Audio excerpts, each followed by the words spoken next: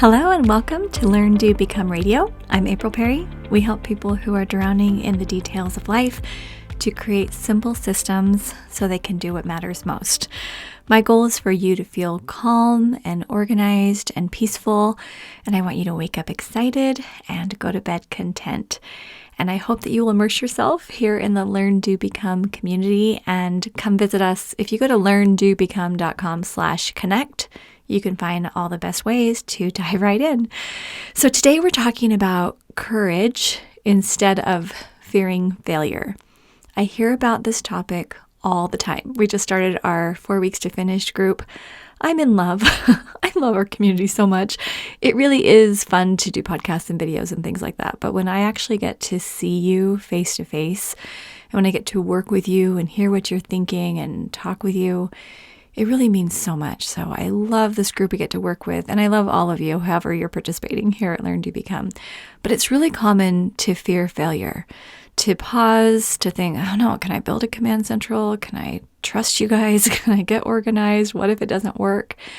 And I totally understand. So today I'm hopefully going to offer some inspiration or encouragement so that you can feel more confident in your own abilities and that there is a higher power that wants to help you. You don't have to feel alone. And you have a whole community of people who believe in you. So this past weekend, I had the chance to gather with some of my girlfriends, and I came away feeling way more courageous and way less fearful. And I just wanted to share a few takeaways with you. I know that you're most likely here at Learn, Do, Become because you want to make some changes in your life. And I know that change typically feels very uncomfortable. In episode 149 of the podcast, I actually read a bunch of fears that our steppers told me they'd had before they got started. I done a little poll and a little survey in our Step Mastery Facebook group. And here are just a few of the things that I shared in the past podcast, but I think it's worth going over them again. All right, so this is from Victoria. She said, I was really excited initially about getting my life together. Once I got into the content, I realized the reason I was procrastinating and enabling my disorganized behaviors was because I was afraid of various things in each task. Am I going to get in trouble for doing this task wrong? What if other people won't like me when I live the life I want to live? And then she commented, still wrestle with that one. If I try my hardest and I'm not inhibited, will the failure hurt way more than if I remained inhibited? What if someone trusts me with bigger projects than I'm used to and I disappoint them? What if I get past overwhelm and it turns out when I'm not in crisis, I'm not that interesting? Many of these things come up still, but I've learned how to process them effectively and continue to grow in that practice. Okay, I really love Victoria's honesty. I actually have more at the end I'm going to share with you about some of the things I've been doing to help me deal with these concerns as well. So stay on at the end and I'll share more of that. Okay, I'm just going to share two more quotes. One is from Catherine and one is from Jody. So Catherine said, I was also worried about the cost of the Step Mastery program and it turning out to fail for me. Things have always been so hard for me for my whole life. What works for others required so much personalizing to make it work for me. I told my therapist about my fretting, and she said, but what if it actually works for you? How good would that feel? You obviously already sense it has some solutions for you, or else you wouldn't even be considering it. And she was right. I had already found some valuable tidbits in the podcast. Staying in my misery for free no longer seemed like such a good deal. Really interesting there too. Thanks, Catherine. And then from Jody, I too was afraid of not following through, afraid that I'd have yet another unfinished notch in my belt. Proof that I'm hopeless. I still create big piles throughout the day, but I'm making noticeable improvements and my mind is definitely less stressed. So my friends that gathered with me this past weekend and I can all relate to this. We're trying to make changes in our health, our schedules, our relationships, our businesses, our mindsets, how big we dream. And throughout the weekend, we took turns sharing where we are right now and where we want to go. We did this fun little hot seat thing where we all took turns throughout like 3 days. We'd, take 15 minutes to, 45 minutes each, really walking through, okay, here's how my life's going. Here's the good. Here's something I can share with you that is working. And then here's, my question or my ask. That was so, so powerful. I can't even tell you. It was like a therapy weekend for me. It was so good. So as we were sharing all of these things, we genuinely asked each other for advice and help. But what I love the most is that we created a space where it was okay to admit that we were afraid or frustrated or stuck. And my heart just needed that. I feel like so often we feel like we can't just pour our hearts out to whoever says, hey, how are you doing? Like you kind of need the right group who gets your life, who understands your stage, who has some perspective to offer, and who's genuinely there to support you and leave you in a better spot than you were when you got there. And someone who you care about as well, because when you can get together with people who really genuinely want the best for each other, it just gives you this relief where you feel like the world just feels safer and happier. Now, one of my very favorite conversations we had the whole weekend centered around failure, because we are a highly motivated group. I feel like this is just what Learn, Do, Become is. Learn, Do, Become is a very highly motivated community. We don't come here if we just want to lay around and do nothing. Of course, laying around, taking naps and rest is awesome. But generally, here at Learn, Do, Become, we want to be able to feel that we're progressing in the areas that matter most. And the thing is, all of us in this group, we're really pushing the edges of our comfort zones right now. I know that's where I am. Right now, every morning when I wake up, I feel like I'm at the very edge of my comfort zone. And it's a good feeling, as long as I don't push too hard, but I push just enough. It keeps me excited and motivated and feeling fulfilled without feeling overwhelmed. So I hope you're finding that sweet spot for you right now. But the thing is, from the outside, when you see someone stepping into their purpose and trying something new, it really looks so easy. But after spending days in these deep conversations with my friends, I don't believe it's easy for anyone. And I actually feel a lot of compassion and empathy and love for you, because probably even just turning on this podcast, there's a part of your brain that's thinking, do I want to change? Am I ready to step into this next level of my life, right? But as I've thought more about it, I just identified a few takeaways that will hopefully lift your perspective. These are things that have really helped me. So first, failure truly doesn't exist. Now, we've all heard phrases like, I either win or I learn. And I know in theory that sounds great. But sometimes in our subconscious minds, we say, yeah, I learn from my failures, but I still failed. I know I thought that so many times. So this story might be helpful. A friend of mine who has been incredibly successful in a lot of areas is starting something different this month, and she's been feeling pretty nervous about it. As a group, we asked, so what are you afraid of? And her response was that I'll fail.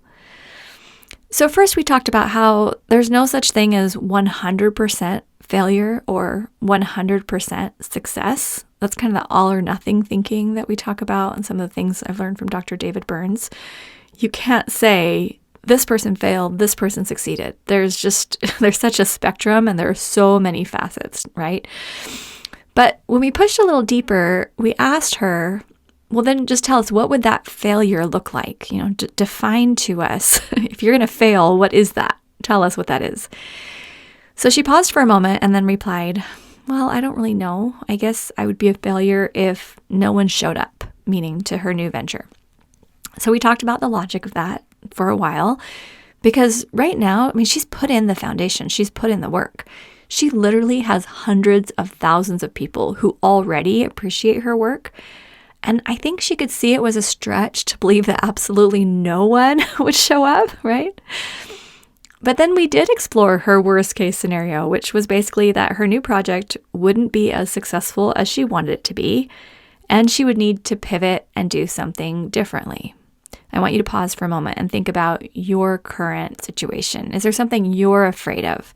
What's that worst case scenario? What if what you're working on really doesn't turn out to be as successful as you want? What if you do need to pivot? And what if you do need to do something differently? I just want you to picture that for a moment. Because that's when the energy came into the room, because everyone started saying things like, well, yeah, and then at least you would have tried and you would have helped some people, and that's not failing.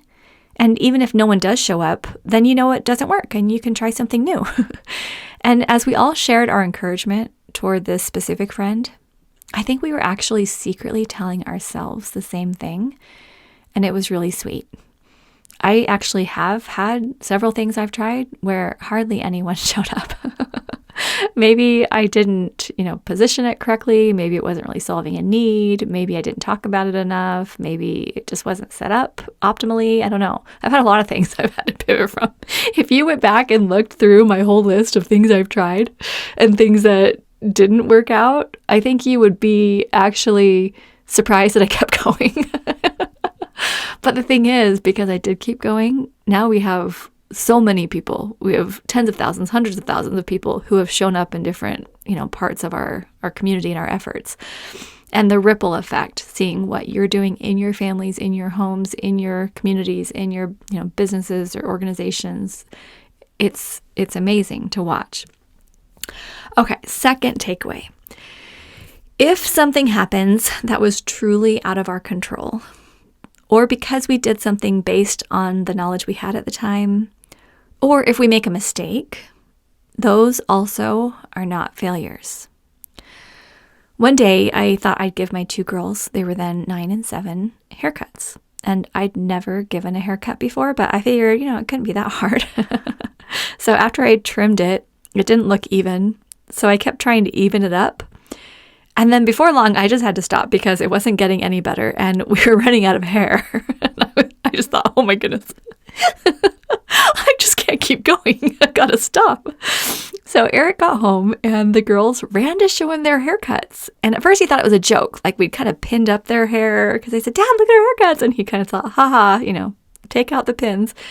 And then he saw it was real and he looked at me like, what did you do to our children? I can laugh now, but I was not laughing then. I was mortified and I didn't want them to feel bad about their haircut, but oh my gosh, it was so bad. So I felt terrible. And then we had to go get it fixed at the local salon the next day. And yeah, I stopped cutting hair.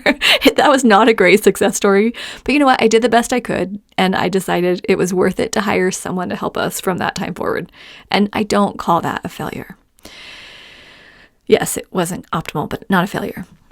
A more present day story actually happened while I was writing the outline for this podcast.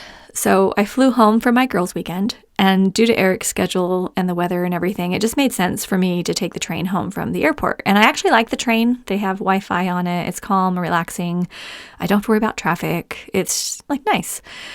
But I was so tired and I had so much on my mind and I was excited to get out of the cold and I got on the wrong train. But then it got worse because I got so absorbed in my writing and I even FaceTimed my daughter Grace and I'm just having a great time on the train. I didn't even notice that I was on the wrong train until 30 minutes later when I was one stop from the end of the line. All of a sudden I looked up and I thought, oh my gosh, I think I went the wrong way. And I asked this lady next to me, wait, what's the next stop? And she told me. And oh my gosh, I did start crying. I was like, oh my gosh, now I have so much more time I have to spend on this train and I'm not going to get home till so late. And I was so tired and I didn't have dinner. Anyway, then I reflected on what I was writing and read a few encouraging texts from Eric. He was a champ. He told me it was okay. He said, I'll drive towards you and meet in the middle and I'll take you home. I mean, he was so sweet. But I realized I had made a mistake and I'm pretty sure I'm not going to get on the wrong train again. I learned, right? And the thing is, I don't love the uncomfortable life lessons, but learning to give ourselves grace and take the pressure off is one of the most beautiful skills I think that we can learn. I mean, honestly, as I think through my life, I have so many things that I've done poorly, and whether it's how I responded when one of my children did something that frustrated me, or maybe something I said to Eric when I was just angry, or maybe it's something that I tried because I thought it was going to be good and then someone was so mad at me for it or, something like that. Even just the other day, I I read this note. Someone listened to a podcast of mine, and then they wrote a note about it, and they told me they took a quote of mine out of context and assumed that I applied that, what I said, to everyone in the whole world, and got really mad at me. And I won't go into detail on it, but as I read it, my heart was just hurting because I thought, man, anything I say on this podcast, someone could just take out of context and assume they know what I'm talking about, and then broadcast it and tell everyone how stupid I am or whatever, which I would agree with them if I heard that out of context too, It's just, sometimes it's tricky. And I mean, my heart's actually been kind of hurting over that for the last couple of days because it makes me a little more cautious and a little more worried about stepping out, because I think, what if I say something and I learn better later? Or what if something I say is misunderstood? Or what if I end up hurting someone when I didn't even mean to? So I understand when you're trying to do something that requires effort, or where you're going to end up having more attention drawn to you, or you're going to have to stop hiding, it does make you more exposed. It does make you feel a little more vulnerable. But that leads me to takeaway number 3, which is courage is contagious.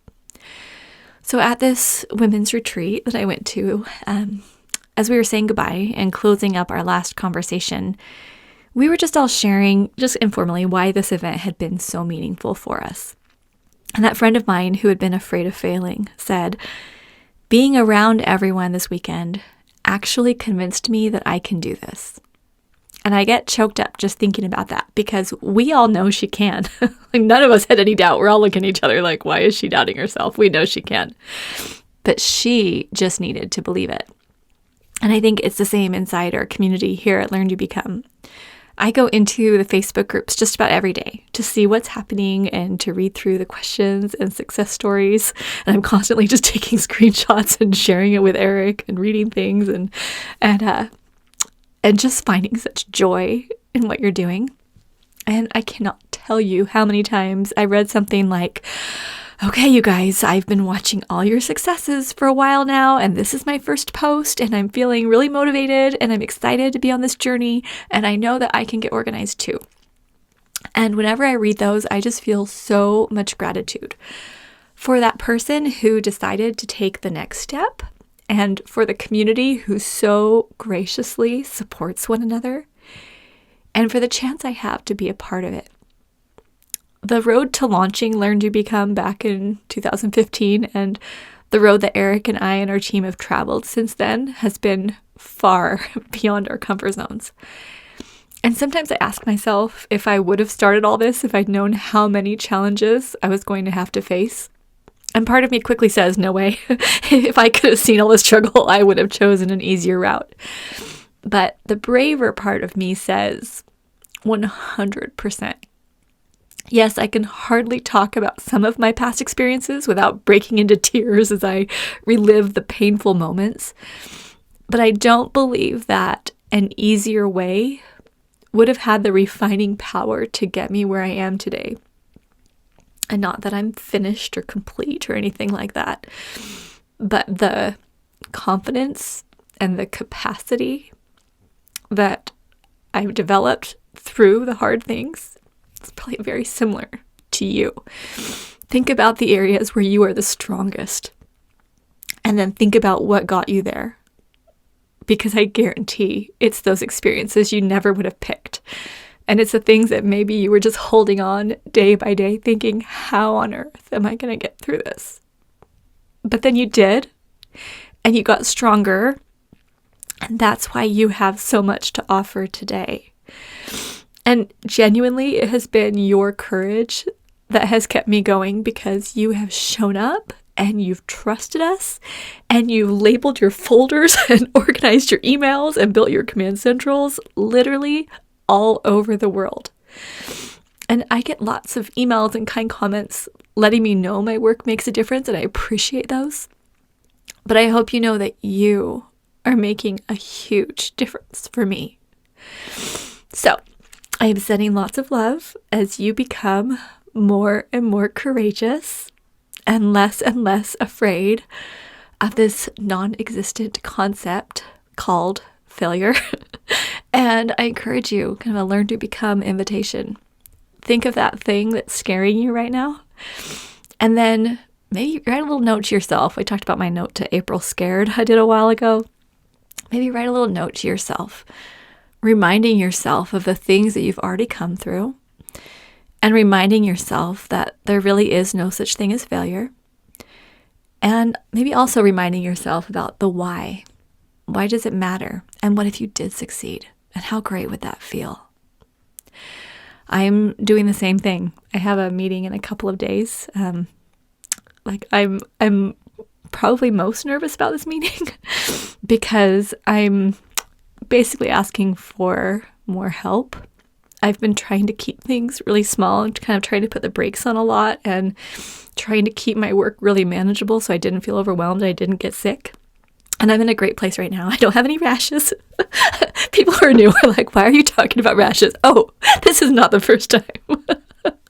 Okay.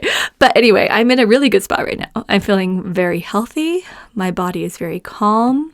I have been working with a coach. He's a therapist who's like coaching me on the cognitive behavioral therapy that has been amazing. And I feel like I'm in this sense of calm right now. But I also feel this desire and a calling to take things to a bigger level here at Learn to Become, and I need help. I can't do this alone. So anyway, I have a meeting in a couple of days where we're getting that help, and I am so excited. We have an amazing team here as well. Like there's just something beautiful going on here, and I'm learning how to step into it. So, okay, there was your Learn to Become invitation. I hope you're feeling motivated. And then just one more thing I want to share that's coming up. So we have an Arise membership. I'm not sure if you're familiar with it, but you go to learndobecome.com/arise. This is where Eric and I work with an amazing group here at Learn to Become, and we have a monthly topic. So February's topic, we're really talking about this financial foundation. Eric is so expert at this. He has been amazing helping me, and he's put together some resources, and we have some awesome reflection questions that we're going to discuss as a group to help you become stronger financially. And whether you're just starting out with a budget, or you're looking to up-level your career, or you're starting a business, or maybe you're stepping more into investments or doing something, the higher level there, it's going to, cover it for all, the whole spectrum. So that's exciting for February. And then for March, I asked my coach/therapist if he would come on and do a training for Arise and be there for Q&A. Because, and I need to do a whole other podcast on this, but essentially I had 2 coaching/therapy sessions in December. And then I probably spent about 15 hours diving into my mood logs and doing my homework, and had probably one of the hardest emotional weeks, but it helped me get to the root of what was going on. And I asked Mike Christensen's his name. I asked him to come and teach it to you guys because it's so good. So that's happening in the Arise membership, learndobecome.com/arise. I really want to share with you more about how that works, because when you can get to the root, like what are those self-defeating beliefs and what's an actual process that step by step that anyone can go through to help provide this relief. Oh my goodness, like that's been life-changing. So I've been doing a few things that have been really helping me get to that calm homeostasis where I'm waking up now so calm and grateful and confident. I don't feel that fear anymore. I used to wake up in the middle of the night and go and be afraid, for a lot of years. And anyway, I'm not anymore. And that's huge for me because I would just find all these things to be afraid of, and it was really bad. It was not fun. And so I don't know where you are right now, but typically I find those feelings of fear are because you care so much about the people you love and the work you're doing, and you want your efforts to make a difference. And sometimes scanning and being aware of all these fears can maybe help us protect ourselves from using our energy poorly or, making mistakes and things like that. But as I've learned to bring myself to a homeostasis that's just calm, and my faith has increased, and my perspective just feels so much more full of grace and healthy, and I'm not getting all stressed out about things that are just that don't matter. Not that the things I was stressed about didn't matter, because, I find they do. It's just I'm learning in the grand scheme of things what really matters and what really doesn't. And I just want you to be able to feel that too, because I know from the emails that I get from you that you're managing the needs of other people. You're responding. You're being so compassionate and loving and selfless with your time and energy. But you also need to take care of yourself. And you don't want to be the crazy person running around just in chaos all the time. And you want to actually wake up excited and not wake up like, oh my gosh, one more day. And you want to go to bed content and not feel like, man, and I just go in circles and get nothing done. Because I know how that feels. So, all right, I'm going to stop now. But I am sending a huge, huge, huge hug. I wish I could more adequately convey how I feel about you through the podcast. But I'm hopeful that God can help you to feel my heart, and I just appreciate you and what you're doing for each other and what you do for this community. It means so much, and love you so much. Okay, take care. I'll see you soon. LearnToBecome.com.